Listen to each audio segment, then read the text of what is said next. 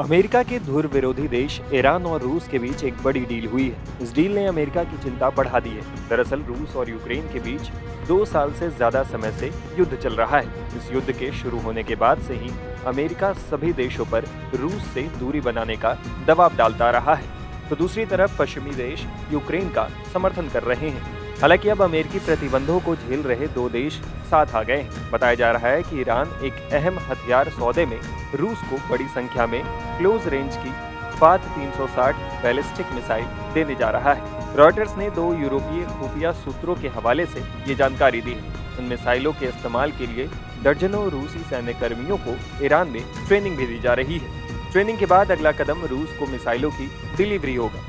Iran की तरफ से रूस को ये मिसाइल ऐसे समय में दी जा रही है जब वो लंबे समय से यूक्रेन के साथ युद्ध में उलझा हुआ है। जल्द ही सैटेलाइट गाइडेड इन हथियारों की डिलीवरी रूस को हो सकती है। रिपोर्ट के मुताबिक रूसी रक्षा मंत्रालय के प्रतिनिधियों ने बीते साल 13 दिसंबर को तेहरान में ईरानी अधिकारियों के साथ फात 360 और अबाबिल बैलिस्टिक मिसाइल सिस्टम की खरीद के लिए डील पर हस्ताक्षर किए थे। बता दें कि अबाबिल बैलिस्टिक मिसाइल सिस्टम का निर्माण ईरान का सरकारी संस्थान एरोस्पेस इंडस्ट्रीज ऑर्गेनाइजेशन करता है।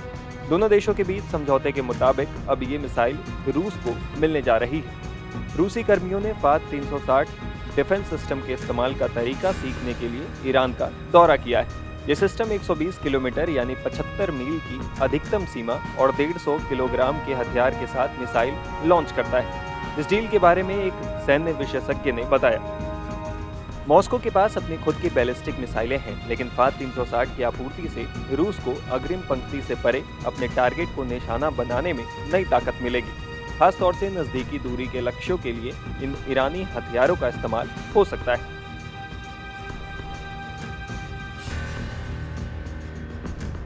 रूस के रक्षा मंत्रालय ने इस डील के बारे में अब तक कोई कमेंट नहीं किया है।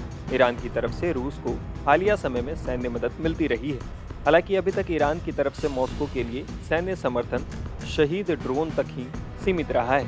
हालांकि अब वो बैलिस्टिक मिसाइल देने जा रहा है। इस डील को लेकर अमेरिकी राष्ट्रीय सुरक्षा परिषद के एक प्रवक्ता ने कहा, अगर ईरान इस तरह के ट्रांसफर पर आगे बढ़ता है तो उसको गंभीर प्रतिक्रिया के लिए तैयार रहना होगा।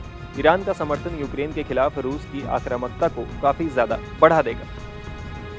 वहीं व्हाइट हाउस ने इस बात की पुष्टि करने से इनकार कर दिया है कि ईरान रूसी सैन्य कर्मियों को फात 360 की ट्रेनिंग दे रहा है। रिपोर्ट में दोनों खुफिया सूत्रों ने रूस को फात 360 मिसाइलों की डिलीवरी के लिए कोई सटीक समय सीमा नहीं दी है, लेकिन कहा है कि ये जल्द ही होगा। उन्होंने अबाबिल डील की स्थिति पर भी कोई जानकारी नहीं दी।